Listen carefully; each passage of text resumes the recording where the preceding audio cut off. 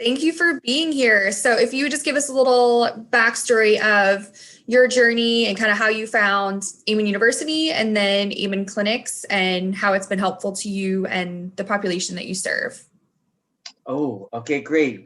Yeah, so story for me begins in 2008.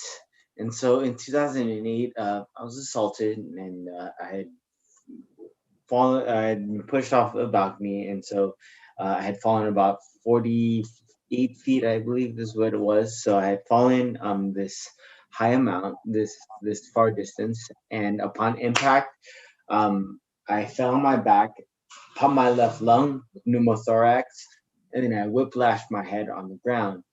But it had been raining the whole week before, so definitely blessings. Like it could have been so much worse, and so the rain saved me in this way. And so, and it's really been a difficult time. And so I was comatose for about a month, and Glasgow coma scale is 3, and so and then post-traumatic amnesia was about 45 days. And so there's a chunk of my young adulthood where it's just black. Yeah. And so I had finally recovered. I had relearned how to walk and talk and eat, of course. But nothing was more refreshing than taking your first breath again, right? And so I felt that was very refreshing. And so through that, I began managing my physical symptoms. So I was in a wheelchair for a while after my accident. And so I had gone through rehabilitation, but I was still in the wheelchair. And going through all of these physical difficulties, I was able to manage them. But it was the cognitive, the mental symptoms of brain injury, that sequelae, that was really so thrashing to my idea of what the future was going to be like. I was only 18 at this time. Right. If I was only 18, so I still had my whole life ahead of me. What do you mean I'm already taking out the game, right? It's like I still have like so much, and it was of course the depression, and my thoughts and became really my brain really became my own worst enemy. And because that beautiful paradox I always talk about, like the brain injury injured the thing that you need most uh, after an injury, right? And so like or the other one is like the thing that picks up problems, detects issues, is the thing that has the problem. And so I wasn't able to really understand that I was having difficulties, even though I was. And so over time, I've struggling, lost. I really wasn't sure where to go. I mean, like I had really, really good psychologists, really, really good medical care, and they did everything for me, and I appreciate them so much. But then when it came to reintegrating, um, I felt like I was on like a floating door in the middle of the Atlantic Ocean or the Pacific Ocean. We're closer here in California. Uh, and so I was like floating on this door, and didn't even know which way to go. I was felt lost, understood. I felt so alone, um, so alone, and it was like the deepest, darkest feeling. And I think there can be a lot of understanding with that, just because like how I mean, I would talk about things and it didn't really seem like it was real. And I could definitely see how it would come off to someone who doesn't understand. And so I felt misunderstood. And it happened for 5, 6 years. I got got a little bit of success, right? So it was my family that was very helpful, and so I had family from overseas come, and so I just felt so much support, which is really I think the number one. And like there's of course like the music was very helpful for me in my rehabilitation. I relearned how to play the piano. Um, At the time, I had what they called music alexia, which I wasn't aware was a thing. But it's, you forget how to read music, and so like dyslexia, but for music. And so I relearned that. My family was very supportive, and so um, I went back to school, and I was struggled through it. I would read and study till I fell asleep at my desk. I would exercise until like literally my feet would start bleeding. Um, I would, right before I was sleeping, I would pray because I was looking for spiritual strength as well, and Yeah. I would pray until I had nothing left to say. So I, like, God, you know how long your voice messages were? Um, and all of those things culminated after 5 months, right? I would push myself to the absolute limit, because that's how I knew. Every day Mhm. I wanted to be better than I was yesterday. And how would I know that unless I push myself to the limit? And so after 5 months of this whole ordeal, my first semester back, um, I had gotten a 4.0. And I remember Amazing. just crying after that last final, because it was the culmination of everything. It was everyone's time, my therapist's time, my provider's time, my family's time, everyone who helped support me culminated in this moment. And so, and kind of the rest is history after that. I graduated from college in 2012. I graduated from my first master's program in 2015. And I got my second master's in this year in March, right before the shutdowns. So right Yeah. before the shutdowns. And I am on schedule to graduate from a PhD in clinical psychology with a concentration in neuropsychology in year 2022. So yeah, not quite there. Our story's not done yet, but definitely it's been a crazy ride of self-discovery, of appreciation, and life's beauty. And how much beauty is there is just a matter of taking the time to really appreciate what's out there. And uh, when I came to St. Jude's Brain Injury Network, I came here, and so like I'm still here, so I haven't left, so they can't get rid of me Yeah. now. Can't get rid of me. And so I came in 2013, and when I came in 2013, I was still so lost, and I was like, uh, "Can we?" And I spoke to who were my supervisors then, but are my colleagues now, and we just had lunch the other Love day. that. We're actually having lunch after this, actually, and I asked them if I could reach out um, to whoever was out there, because I felt like I was alone, but I knew, or at least I hoped, that I wasn't. And so I, sent out emails. It's like, hey, there's gonna be coffee, there's gonna be bread, and all food, donuts, what have you, right? And so, of course, now that I think I know about nutrition, that's probably not the best thing, but and so I called it out. And so in 2013, end of 2013, there was four of us, including myself, and one whole pot of coffee, right? And so, and we connected, and we connected again, and then 10 showed up, 15 showed up, 20 showed up, and 7 years later, there's 30, 35, 40 plus of us that meet every week. We meet via Zoom now because of the shutdowns. We have to be smart about it, and I will put the link if anyone is. Oh no, I won't. I will send the link to. Yeah, I can post it later. Yeah. And just so You guys know that's the first time that I met you was on one of those support groups. And I mean, you're so good at bringing people together in a time where they are scared and lonely. And I mean, I was like tearful just in that group because there's just so much love and so much hope. And it's just amazing what you're doing and that you've been there and you really get it. So, just like a lot of people in the counseling field, like they've been through their own stuff, worked on it, and then are ready to help other people. So Wounded healers. beautiful.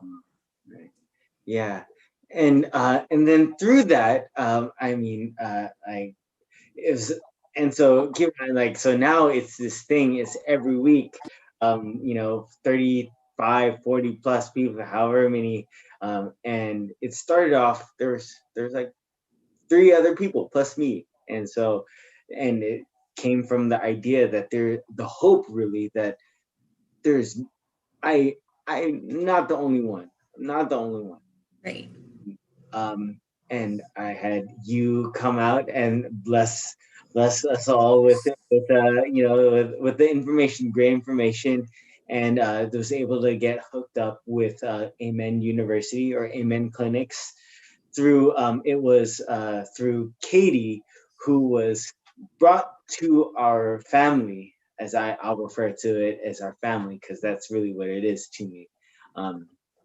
To our family through another one of our family members, Bjorn, and it was through him and their work together that Katie was connected to me, and it was through Katie that I was connected to you. And so I'm very thankful, very hopeful, and the services that I've gotten through Amen Clinics have been instrumental for me to not only understand myself, but to assist our family with understanding their unique system or network of symptoms, right? Because as as they say in the brain injury rehab world, which I'm now part of, both as a consumer and as a provider, which is Right. fantastic. Love it. I'm really loving the holistic viewpoint, the vantage point that I'm getting from this angle. And so, like we say, is once you've seen one brain injury, you've seen one brain injury, right? There's right. Yeah. Everyone manifests it differently, right? The impact, all these different things, like where did you get impacted? Like where can we localize the damage? What resources do you have available? What are some of your interests? What are your motivations? And maybe, because then if you're fortunate enough, your symptoms might not be something that you'll need in your day-to-day anyway, right? So then in which case you're fortunate in that. But for most people, that's not the case, right? And so for most people, and the brain is, it's like, as many have said, it's I wouldn't say it's, but it's generally the last frontier in medical science for now, right? That we know of, right? Right. There might be a whole bunch of more frontiers like next year, who knows? But the brain is this comprehensive, it's just such an all-encompassing organ. I mean, it can contemplate the universe, it can contemplate itself contemplating on the universe, and it can, contemplate everything in it. And so it makes sense that something that damages the thing that's supposed to detect problems is the thing with the problem. Right. Right? It's the thing with the problem. Suddenly now, if it can contemplate the vastness of the universe for a particular survivor is crumbling, because for that survivor, their brain is their universe. So, I mean, we see it, right? It's like people just, oh my God, and they catastrophize everything, because to them, honestly, quite literally, that is true. Mm-hmm. That is 100% true. Right. Absolutely. For them. And so that becomes an understanding where we're trying to take into account how we can recover, because that's the wonderful thing, is that the neuroplasticity and through my connections to and the services I've been provided with MA clinics, MA University, the wonderful classes that that I've had the opportunity to partake in, um, of course, the scans as well, and then the comprehensive reports. Um, really I mean, I was already hopeful enough that I was going to get better. This doesn't end. I'm going to get better. Now with all this, I'm even more hopeful. And so what I'm hoping here is, like, the more hope that I have, I can pass that on to people who are struggling through it currently. Well, And you're so doing that, and you do it extremely, extremely well. thank you. Yeah. So and we try to pass on this sort of the things that we learn of resilience and hope, and how we can pass that on to our family members and our brothers and our sisters. And we're fortunate to have found one another, because we can't all be floating on a boat in the Right. Pacific Ocean. The Pacific Ocean's only so big, right? Need someone to help us. Mhm. Yeah, so I thank very much MA University and my opportunities that have been provided to me. So I appreciate it very Well, much. we are happy to do it, and just so grateful for your community and everything that you're doing, and just you as a person. I mean, your story is just so powerful. It still kind of hits me for the first time each time you tell it. So Thank you, thank you. Yeah, it's been a hell of a past 12 years. Um, it was 12 years and some change even, right? And so it was in January 2008. And now I've gone through a whole lot of uh, forgiveness and all that, because I was there. I didn't. I've you didn't ask for what happened to you to happen. I was there with Yeah, two friends who I called brothers, right. and so yeah, it's been a long time. I've since forgiven them, and we move forward. And but before you say it took me 10 years, right? So it took me 10 years, but we got there eventually. And so um, and now that things have unfolded as they have, and I've never lost hope that things are going to get better, I can confidently say that if I could look back 12 and a half years ago and stop it from happening, I wouldn't change a thing. Not a damn thing. It's pretty incredible. Yeah. And anyone that's just joining us now, I mean, he was pushed off of a balcony by someone he loved and trusted, and fell 40 feet onto the pavement and was in a coma for how long? It was soil. So it was, because Okay. pavement, who knows, but it was soil, right? So Okay. it was soft. Yes, thank goodness. And I was in a coma for almost a month, so about 3 weeks. Yeah, at 18. Yeah. So when your brain is still developing, which I think is the most powerful thing of your story, is that your brain was still developing and this trauma happened to you at such a vulnerable time, where a lot of people, I mean, I've met with people in their 60s, 70s, 80s when I was doing intakes at the clinics, and they're still holding grudges and unable to forgive things that happened when they were young. So the fact that you've moved through that in 10 years is pretty amazing. Yeah. So it's been a blessing. And there was one very, very clear gem that I got from all my many hours of voicemails to the man upstairs, is we are blessed with hardships to humble us, as it is the meek who shall inherit the earth. And I would say that wrote, basically, just because, like, oh, okay, it came to me, so I would just say it wrote. But then when I was recovering and I couldn't use my legs, uh, please, if I could just walk again, like, I would give so much to just walk again. And when I took my first step away from my wheelchair unassisted, I felt magic. Oh, right foot magic, right? Left foot magic. And it was in that moment I realized what that saying meant.